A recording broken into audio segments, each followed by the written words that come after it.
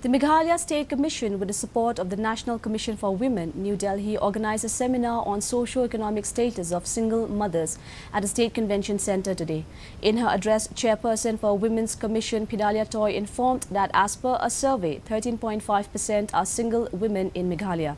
The member of the National Commission for Women, Delina Khongdup, spoke about the impact on children when raised by a single mother.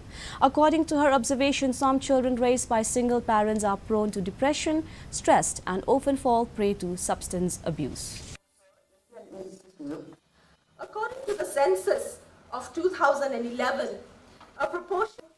It is imperative that a consultation and dialogue with different stakeholders, including single mothers, is initiated in order to understand the causes and the overall problems that they have to face. In a first of its kind